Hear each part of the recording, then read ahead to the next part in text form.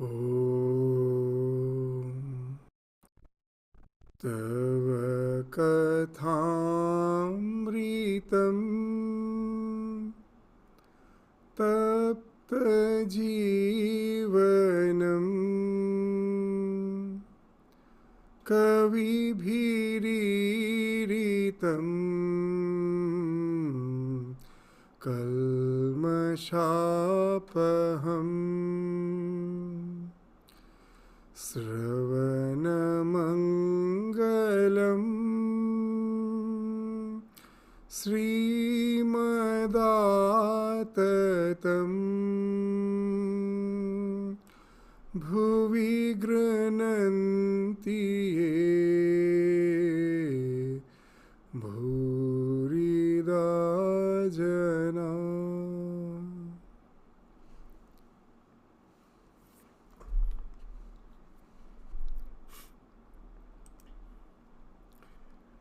The Gospel of Sri Ramakrishna with the devotees at Dakshineshwar. Sri Ramakrishna's conversation continues. Even the incarnations are conscious of the body. Embodiment is due to Maya. Rama wept for Sita. But the incarnation of God puts a bondage over his eyes by his own will. Like children playing blind man's buff. The children stop playing when their mother calls them. It is quite different, however, with the ordinary man. The cloth his eyes are bandaged with is fastened to his back with screws, as it were. There are 8 fetters: shame, hatred, fear, caste, lineage, good conduct, grief, and secretiveness.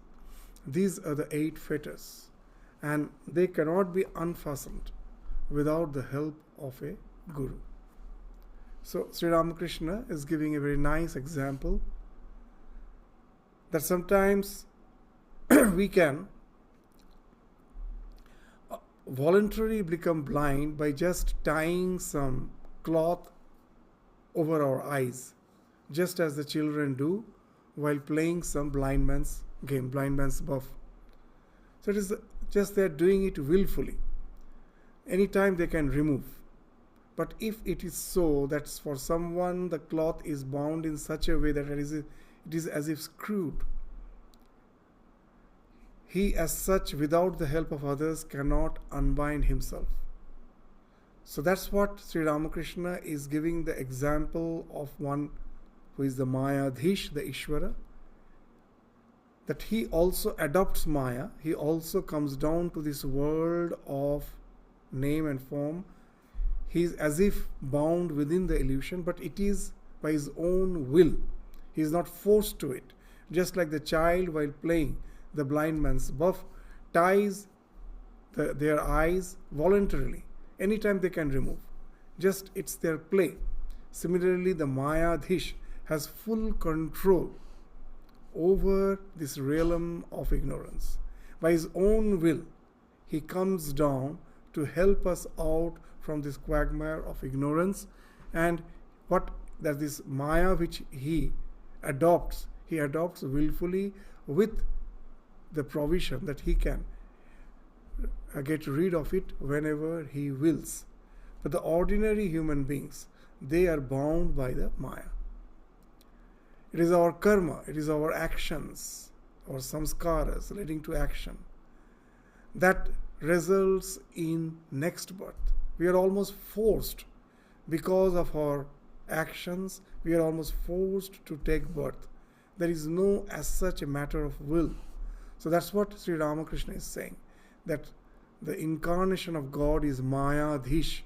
He is the Lord who has adopted willfully the Maya. He has bounded himself in the realm of ignorance by his will. At any time he can get rid of it, but we ordinary beings are bound by it, and we are forced to take birth, being bound by that this quagmire of ignorance. So Even this is the idea, that why then Lord have to resort to Maya. As a very nice example is given, that we can never make pure or this gold, or we can never have these gold ornaments. We can never make gold ornaments with pure gold. A little alloy has to be added to it, and then only that gold can take shape. Otherwise it is too soft to take any particular shape. So gold has to be alloyed with some impurities. Similarly, the Lord cannot take birth in this world of name and form unless he is bound by a bit taint of ignorance. And that's why he gets tainted by that ignorance willfully. And why he does that? Out of unbound compassion, to help out the human beings from this realm of ignorance. So that's what Sri Ramakrishna is saying, that we find that even Rama is weeping for Sita, vehemently weeping, just like an ordinary human being. He appears to be like an ordinary human being. But is he an ordinary human being? No.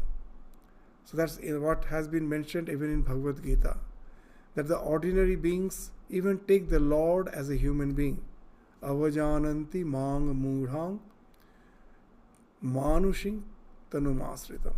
Those who are mudha, those who are bound in this realm of ignorance, they never recognize the incarnation of God. They take him to be an ordinary being. So it's param bhavam ajananta. So they don't never understand my transcendental nature. So that's the idea which we find even in the Bhagavad Gita, it's mentioned. But there is a pole difference. They are pole apart. They may look alike. As Swami Vivekananda used to say, that opposite poles look alike.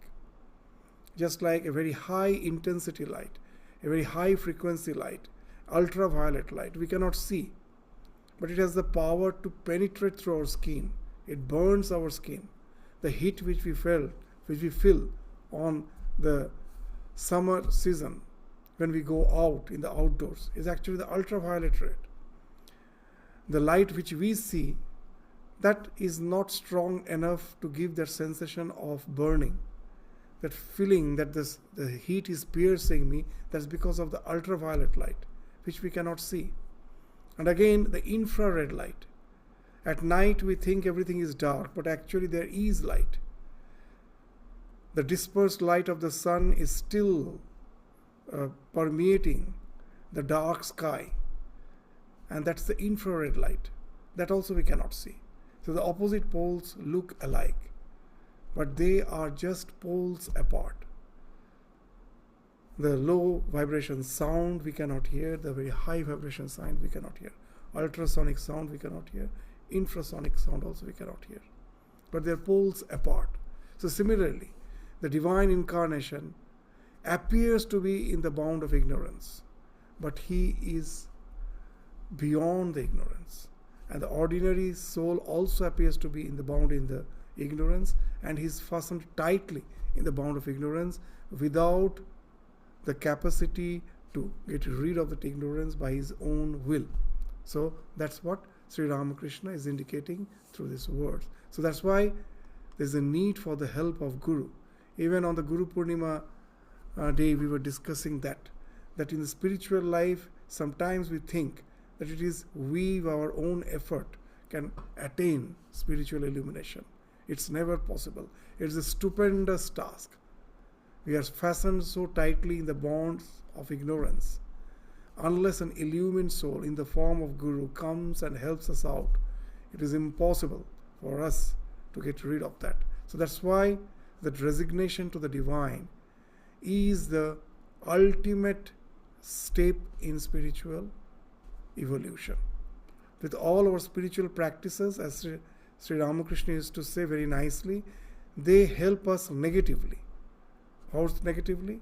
To realize that with my effort I can never attain the ultimate goal. And with that realization, the real resignation comes. In his words, all our spiritual practices are just to get our wings tired. That's the thing he used to say, Zdana Betha, wings tired. That a bird was sitting on the mast of a ship. It wanted to go to the shore. It flew to the east, didn't find any land, came back, again sat on the mast, flew to the west, couldn't find any land, went to the north, to the south. Now it was totally tired. Now that resignation came. Let this ship take me. So, this is the idea, that all our spiritual practices at last makes us realize that we are fastened so tightly that without the help of Guru, it is the Lord who comes in the form of Guru to help us out. Without his help, it is not possible. So the true resignation comes only for that sadhanas are required.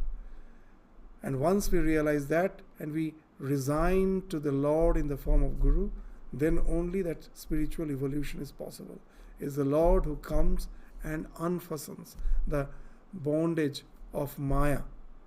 In the form of Guru he comes and he helps us to get rid of this Maya and attain spiritual illumination.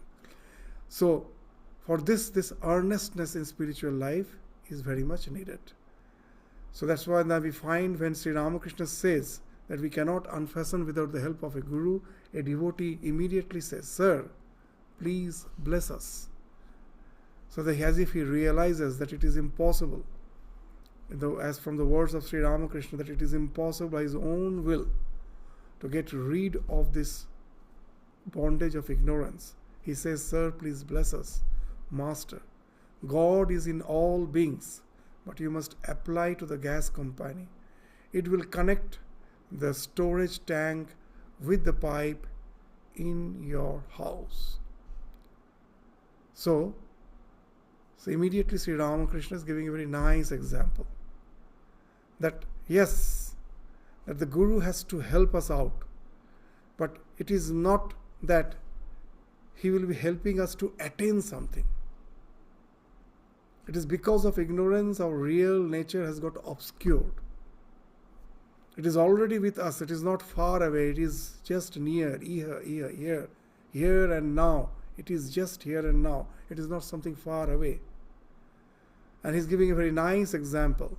Just the gas store, this line is, there's pipelines connecting, the network of pipelines is connecting all the houses.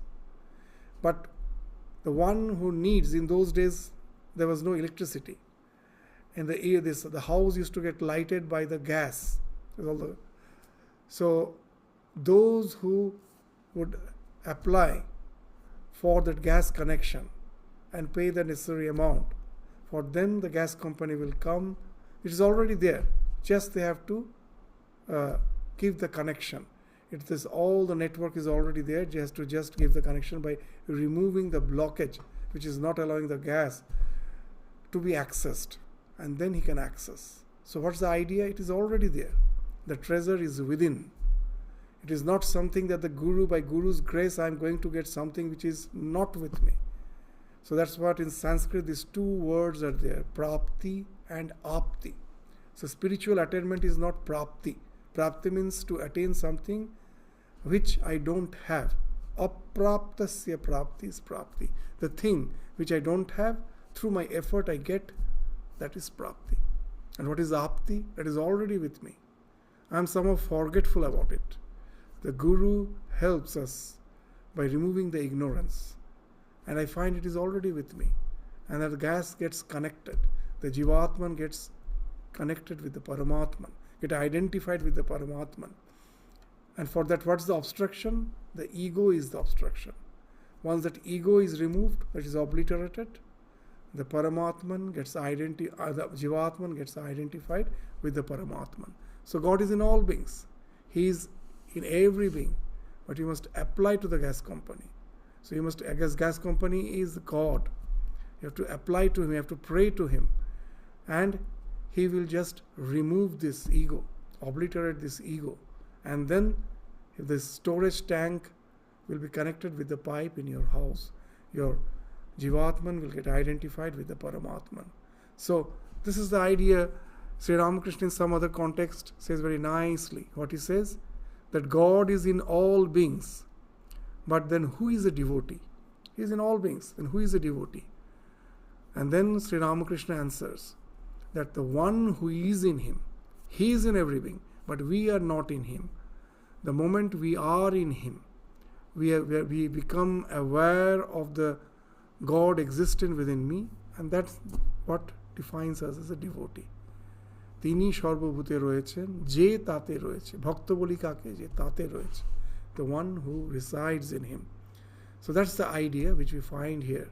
So that we have to pray to the Lord, and then the Lord removes the ignorance, and then we find that we are identified with him.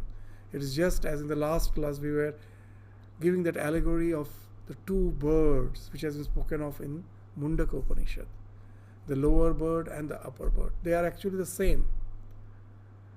The lower bird, when it approaches the upper bird, the more it goes near it, seeing the majestic bird sitting there without getting disturbed by the polarities, opposite polarities of life in the form of pleasure and pain, he is no way disturbed by them. He is just observing, witnessing, and being drawn by him as he moves towards him.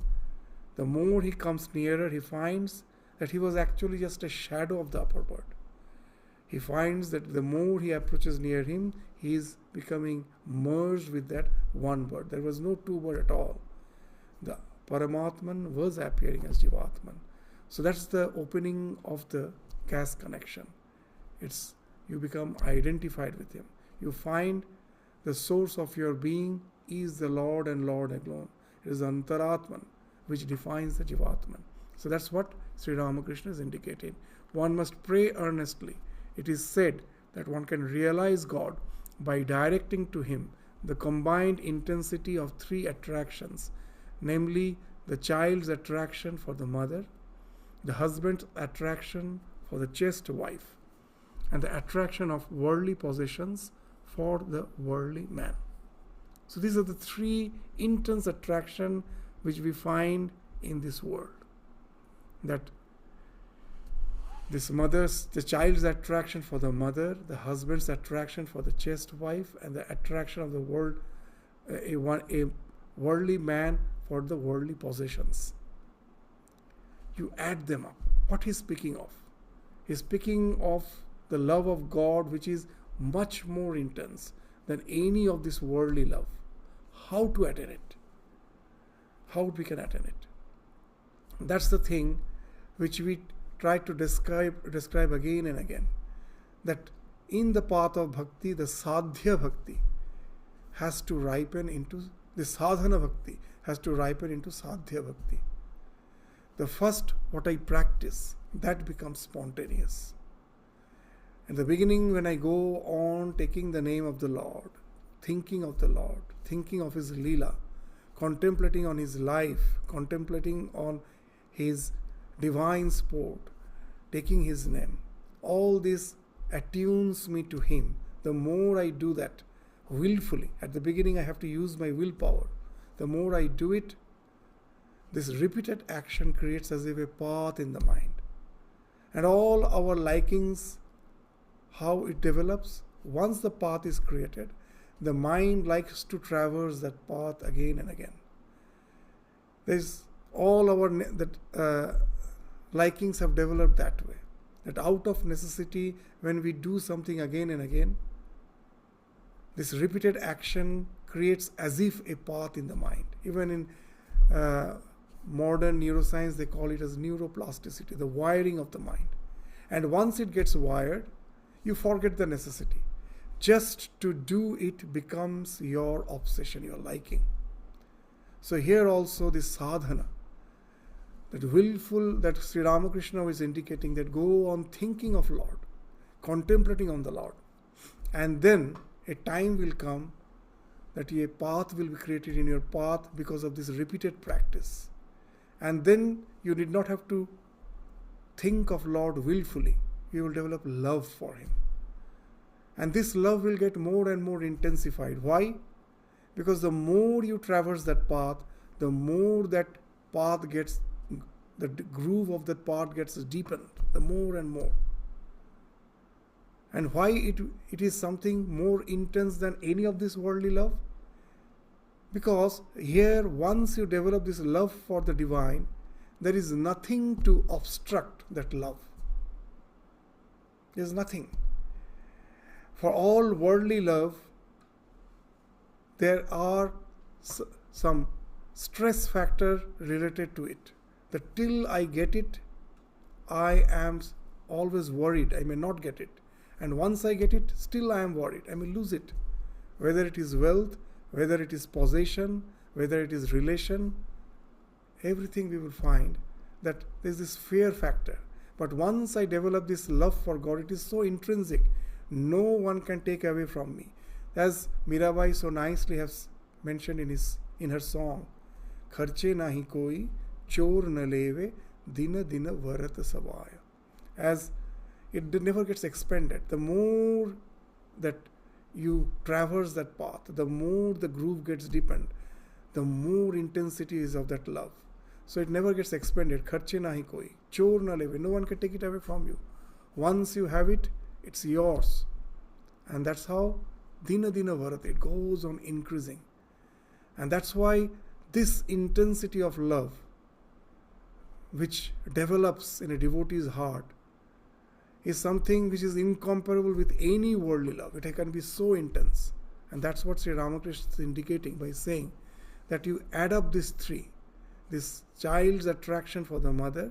See, these three are the most intense type of love which we can think of in this worldly existence. The child's attraction for the mother, the husband's attraction for the chaste wife, and the worldly man's attraction for worldly possessions. You add them up. And this combined intensity of these three attraction speaks of the love for God. It can be so intense. So that's why Sri Ramakrishna is saying, pray earnestly. Why earnestly? This repetition, there's two things. That with the more sincerely we do it, the more easily that path, that groove in the mind is deepened. There are two factors. One is repetition and another is the intensity. You will find that in life we never forget something which we have thought intensely. That example we give again and again. That suppose I was traveling through a road and I was about to meet one accident. And that fear at that moment, the fear of death, abhisneha, that is something deep rooted in us. That made our mind so focused at that moment. You will find that the time, most probably just 1 minute, if not even 1 minute has passed. You think, oh, such a long time have passed. The time as it slows down and you are vividly observing everything with full focus. And it gets so deeply imprinted because of your intense focus, it gets so deeply imprinted that you find throughout your life you never forget. Even in your old age, if someone asks, you can give a vivid description of what happened at that moment. So, why? Because the intense focus. There was no need for repetition. That one singular act has created a very deep groove in my mind. So that's why this earnestness is very important. The more earnestly we can pray, the more intensely we can pray, the more quicker is this progress in spiritual life. The more quickly we can develop the tremendous intensity which Sri Ramakrishna is speaking of here as this combination of these three attractions, the intensity of three attractions. The child's attraction for mother, the husband's attraction for chaste wife, and the attraction of worldly possessions for the worldly man. The traits of a true devotee.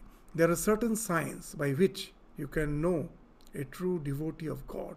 So now Sri Ramakrishna will speak of few of these traits. What he's saying, his mind becomes quiet as he listens to his teacher's instruction, just as a poisonous snake is quieted by the music of the charmer.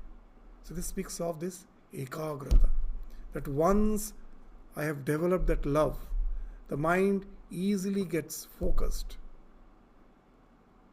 Why it gets focused? Again, that once I have that intense, that Sri Swami Vivekananda gives that nice example. Even Sri Ramakrishna speaks of the same example. If I really realize that this world is like a place where I am burning,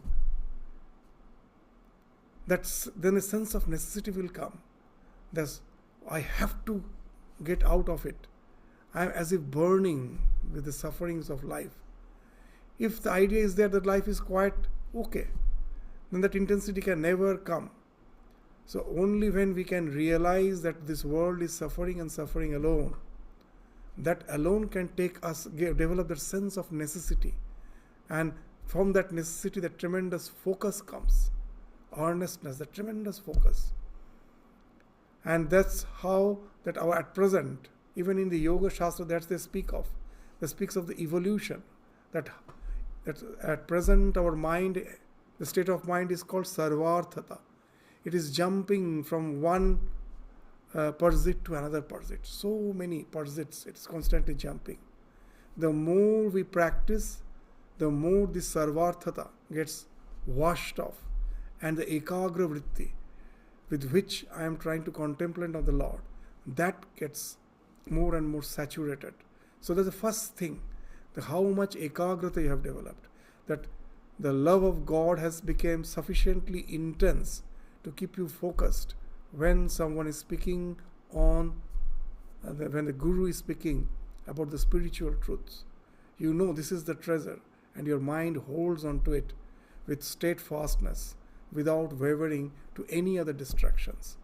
This speaks of this ekarati vichikitsa, that one-pointedness. So this ekagrata is the first thing. And then there is another sign. A real devotee develops the power of assimilating instruction. An image cannot be impressed on bare glass, but only a glass stained with a black solution, as in photography. The black solution is devotion to God. So these two are interlinked. The more you are ekagra, the more your mind is focused, the more you develop the capacity to return whatever you have heard. This dharana shakti, dhriti. The Gayatri mantra, which we all chant, is actually prayer for that. Dhiyo yona prachodayat om. So that's the prayer.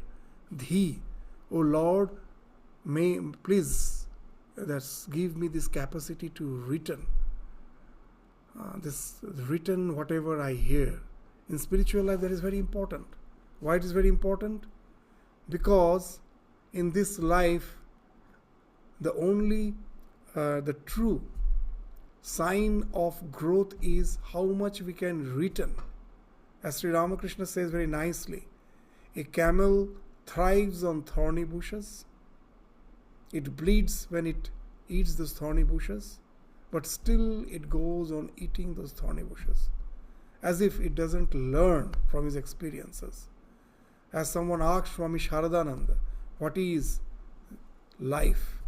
In one line his answer was, life is nothing but a chain of experiences. And immediately the questioner again asked, and what is the aim of life? Immediately in another one line, he gave a very nice answer, to learn from those experiences.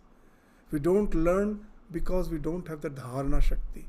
We get all the setbacks from life, we forget. Again, we go on repeating the same things.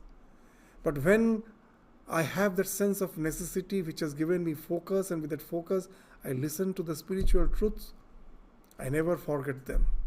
They become the foremost thought of my mind. I never forget them. Why it happens? That we will find that with that, just now we were saying, with the focus, that the tremendous, what happens? That there's a very deep impression is created in the mind. There are two factors, as we told, the repetition and this intensity. So because of this tremendous focus, that a deep impression is created, there is no need of much repetition. So immediately what the Guru says, that this strikes deeply in his mind, creates a deep impression in the mind. And he's always aware of that. That this, in English there is a nice proverb, the sign of purity is vigilance. At how vigilant you are at each and every moment. To be vigilant. just not allowing even a little impurity to creep in the mind. For that, tremendous vigilance is required. This is a type of spiritual sensitivity that when the scriptures, they give a very nice example. If a sand particle falls on my skin, I am not aware of it. But the same sand particle, if it falls on my eyeball, it starts irritating the eyeball. A spiritual sensitive person is as sensitive as the eyeball. It's a little indication of distraction immediately disturbs him. So this, as even in Narada Bhakti Sutra, how nicely Narada says that tat vismarane parama vyakulata iti. That what's that bhakti? The bhakti is that in every action to remember the Lord and to have it, to feel tremendous anguish even for the little forgetfulness of the Lord. This vismarane parama vyakulata, khanika vismarane. If you forget even for a little, you have that tremendous sense of vyakulata. From where it has come? From this capacity to hold on to the truths, never forgetting. And that's what Sri Ramakrishna speaks of as dharana. So this is another sign. He develops that power of assimilating the instructions. And he gives a very nice example. An image cannot be impressed on a bare glass, but only on glass stained with a black solution, as in photography. Sri Ramakrishna himself, he was taken to a studio. In those days, he was taken to a studio. Very interesting, not a single photo of Sri Ramakrishna you will find with the eyes open. Very interesting, 3 or 4 photos are there. All the photos you will find eyes closed. The samadhi was a very natural state of his mind. A little suggestion, a little spark that will take his mind to samadhi. So when he was taken to the studio, he was a keen observer. He saw that in those days, those cameras, the primitive cameras, the cameras in those olden days, they had behind the the lens, there was another glass which was coated with this silver nitrate solution. And Sri Ramakrishna saw that this glass, coated glass, and he asked that what is this meant for? And the photographer explained, before taking the photo, he explained. So that through the lens, when the light falls on you, the image gets reflected on the second glass, and because of this coating, that reflection which falls on it, that is retained, that is not lost. Sri Ramakrishna, the master of examples, immediately devised that wonderful example. That for ordinary person, their mind is just like an ordinary mirror. When I am standing in front of the mirror, my image is reflected. But the moment I move out, there is no more reflection. But for a man that's one who has already advanced quite in spiritual life, his mind becomes like that photographic plate. When you are standing in front of it, your image falls on it. You move out, it is retained. It's not lost anymore. And that's what Sri Ramakrishna, when he went for that photography there, he saw this photographic plate, and that's the example which he devised there, minutely observing the way the photo is taken. And that's the wonderful example he's giving here. An image cannot be impressed on bare glass, but only on glass stained with a black solution, as in photography. The black solution is devotion to God. There is a third sign of a true devotee. The true devotee has controlled his senses. He has subdued his lust. The gopis were free from lust. So this is the thing, that the more we develop love for God, as we were saying, that once the groove is formed, in this intrinsic love for God, it is something qualitatively different from all other attachments. We will find that in our life, all our attachments coexist. That I have attachment to something, that doesn't mean that if I develop attachment to something else, the first attachment will fall off. They can coexist. But worldly attachment cannot coexist with the love of God. Why? Because it is qualitatively different. That when I develop this little love for God, that wiring has been created on my mind, this is qualitatively different. What's the qualitative difference? It is something intrinsic. It doesn't depend on some external factor. So, this is the love which you have developed where there is no concern of losing, no concern of losing once you develop it. But all the worldly love, this concern is always there. If I haven't attained, the concern I will attain it. Once I have attained, again the concern is there, I may lose it. So because of this qualitative difference, what happens? The mind, once it develops the love for the divine, tends to traverse this path and ignore all other paths. Because it is qualitatively different. As we give an example, that for the first time in our mind, we have created a path which is just like the freeway, which has no traffic junctions. Previously, all our paths were having traffic junctions. Why traffic junctions? In the traffic, what happens? If someone else gets the green signal, I am bound to get the red signal. It happens with all our desires in life. There is a job vacancy for 10, there's a 10 vacancies, 100 applicants are there, 10 will get, 90 won't get. Whether it is the wealth, whether it is relation, whether it is position in life, we find there's a junction, there's a traffic. But once I develop love for God, it in no way interferes with the other's love of God, because it is intrinsic. As Sri Ramakrishna used to say, the moon is everyone's uncle. That's how he used to instruct Holy Mother when she was just a teenager, when a young girl. How nicely he's saying the call on God, because he is the universal uncle. He is Chand Mama, Shokoler Mama. That your love for God will in no way be hindered by someone else's love for God. You can also attain, he can also attain. It is intrinsic. So because of this qualitative difference, what happens? Once I develop this love for God, once I've created this bypass, my natural tendency will be to avoid all those paths which passes through the traffic. Why should I go through that? I get joy, unhindered joy. Here, I have developed this bypass, I have developed this freeway. Why should I go through the traffic? So the more I go through this, the other paths automatically falls off. There is no need to force, automatically it falls off. So this tyaga is something very spontaneous. And that's what Sri Ramakrishna is saying. This is a true devotee. The third sign is this spontaneous renunciation. He develops this controlling of the senses becomes something natural for him. He has controlled his senses. He has subdued his lust. The gopis, that the love for Krishna was something totally different. What was that love? Atma rati kama, Krishna rati prema. You will find that in our love, why I love something? Because it gives me pleasure. Atma rati. But for the gopis, they used to forget themselves.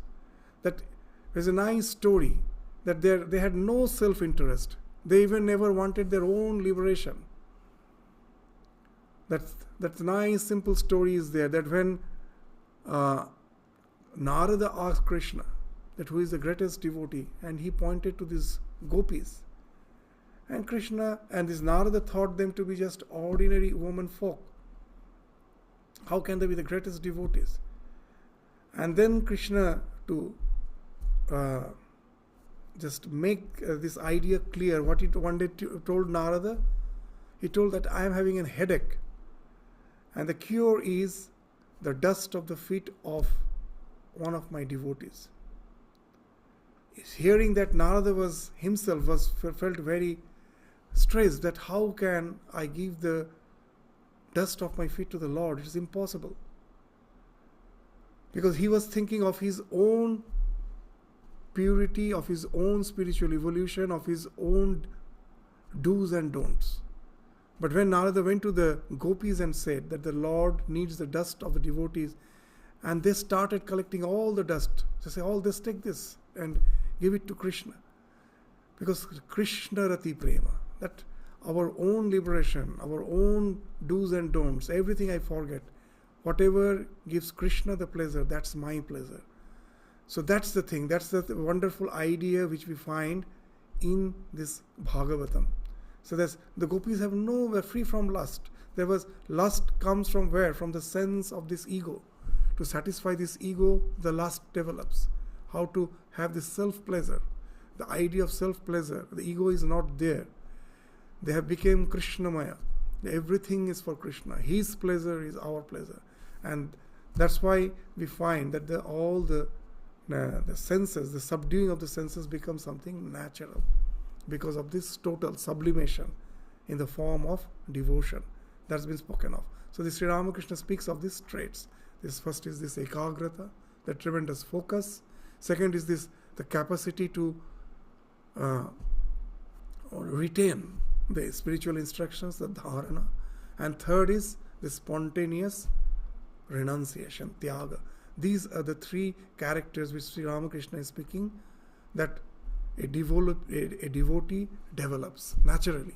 These are the signs by which you can understand who is a true devotee. You're talking about you're leading a householder's life. Sri Ramakrishna continues with this conversation. Suppose you are a householder. It rather helps in the practice of spiritual discipline. It is like fighting from inside a fort. So Sri Ramakrishna is encouraging the householder. That love of the God is the main thing. Where you are, that is not important. And not only that, from your house, sometimes it can be more advantageous. How? He's saying that it is like as if fighting from within the fort. Now, if you are standing in an open field, the arrows will be coming, the shots of bullets will be coming from all around. You have no protection, but you are behind the fort. So you have this fort is the protection. So it gives you a protection. From there, you can have a more advantage over the enemies. So Sri Ramakrishna is saying that the house, the family, the bindings of the family is like that fort. Why is saying that? Two factors. One is that all the basic necessities of life, which I have to fulfill first. To lead a spiritual life, first, the basic necessities. I have to have the food, I have to have a shelter. That's taken care of. As Sri Ramakrishna says that a sadhu sometimes have to travel 10 miles just to get his bhiksha. What a big distraction that way. Just for his own sustenance, so much waste of time and energy. A householder gets it naturally because of the support of the household. So there's a material. And another support is the moral support. What's the moral support? That even if when I have not developed this intense devotion, then what happens? The worldly attractions do lure me. Then if not love of God, but as a second life of defense, my family reputation is there, which protects me. I cannot do such and such thing.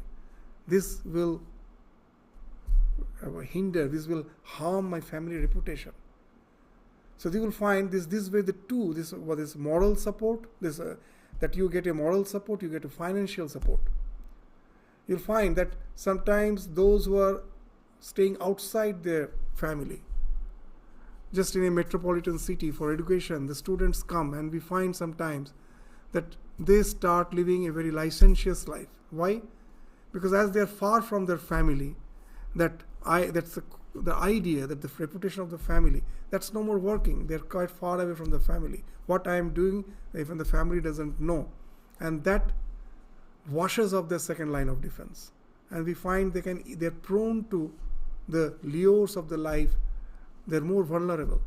So once you are within the family, these moral bindings do help us. So that's why Sri Ramakrishna is saying that it acts like a fort. It acts like a fort. It has certain advantages. Unless you have grown spiritually to a certain extent, the family do help us. That's what Sri Ramakrishna is saying. But at the same time, all these advantages which I get, I have to get it at certain cost. I have a lot of responsibilities too. It's not that I simply sit idly at home and get these facilities. I have my responsibilities. That has to be taken care of. So Sri Ramakrishna will give another example now. That yes, you get certain advantages, but you do have some responsibilities. You have to take care of those responsibilities. Otherwise, the family will disturb you.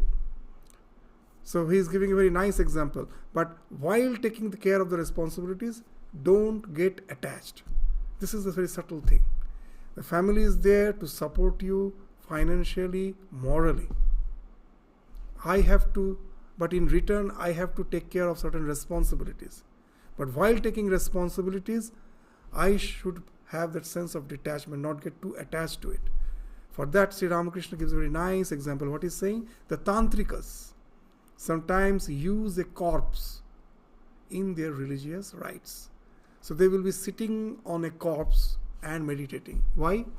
It gives the idea of impermanence. At last, we all have to meet this state, the corpse. We are not going to stay in this material plane of existence eternally. Ultimately, we are all this corpse. I still remember, I have heard that in this Tarapit in West Bengal, that's one of the Shakti Pithas, where one of the very well-known this tantric sadhaka, Vamakhyapa, did his sadhana. It is sadhan pit. Like Dakshineshwar, it is also a sadhan pit. And there is that famous funeral ground, cremation ground. I have heard that before going there, we all have heard that there are many sadhakas who do this shava, this shava sadhana. They sit on the corpse and meditate. So long back when I visited that place at night, out of curiosity, we went to that cremation ground. We were there, a few of our monastic brothers, we all went there together to see that what type of sadhana is going on there at night. And disappointingly, we saw not a single sadhaka sitting on a corpse and meditating. Then at last, we asked one of the sadhakas, where we have heard that here everyone sits on a corpse and does his meditation, but I see nowhere. And then what that sadhaka said was very interesting. He said, we sit on the ground. This ground itself is the corpse. He says, this soil is nothing but the decomposition of living matter, nothing else. It is all living matters, the plants, the animals. He says, this soil speaks of the eternal past, the burial ground of this eternal past. So that itself is a shava. So the idea is here, that whether you're really sitting on a shava or on the ground, that why will they do that type of sadhana? To keep the idea of impermanence of life always in the forefront of their mind. So these tantrikas use a corpse in their religious rites. Now and then, the dead body frightens them by opening its mouth. So this is the thing which we are not aware. This is mentioned. One thing we are aware, that even if you go to a morgue where the dead bodies are kept, if you suddenly just are observing a dead body, you will find suddenly it's sits up, and you may be frightened. What happened? It is sitting up, or it may raise its hand, but it is actually the dead body is not voluntarily doing all those things. When the body is decomposing, then the muscle starts, that it is getting dried up and it cramps, and that makes all those movement. So whatever may be the reason, so the tantrika sadhanas with the movements of the corpse felt that it is as if getting something like life. And then what's the way out? That is why they keep some fried rice and grams near them, and from time to time they throw some of the grains into the corpse's mouth. Thus pacifying the corpse, they repeat the name of the deity without any worry. So this is the sadhana. Sri Ramakrishna, why it is indicating? It has nothing to do with the literal sadhana of a householder. What he's saying, but he's giving this example for a very nice reason. Likewise, the householder should pacify his wife and the other members of his family. He should provide them with food and other necessities. Thus, he removes the obstacles to his practice of spiritual discipline. These words are wonderful. It's so simple. Sometimes we miss the point. The first he said that this house is like a fort. So I'm getting some advantage. But at the same time, I have some responsibilities. If I don't take care of responsibilities, the family members will disturb me. So what I have to do, just the way a tantrika puts some food in the corpse, you also have to feed them. That's good. But this tantrika sadhana, when he's feeding the corpse, what is the idea? After all, it's a corpse. It has no life. There is no question of developing any attachment for that corpse. It is a dead something. I'm just giving it some food, some whatever the reason may be, it has opened its mouth, I'm giving it food, it will be pacified, but there's no question of any attachment to that corpse. So similarly, when I'm taking care of the responsibilities of the family, I have to have that idea. After all, everything is a burial ground. Nothing is going to stay, neither me nor my family, nothing. For the time being, I have to take care of the responsibilities. Just go on giving a little food to the mouth of the corpse so that it doesn't disturb me. So very nicely, Sri Ramakrishna is speaking that how a householder should practice sadhana even while staying at home. What's the attitude he should have? How subtly he deals with this nice example. So that's why this dependence on the family should be substantiated by responsibilities. That's a fact.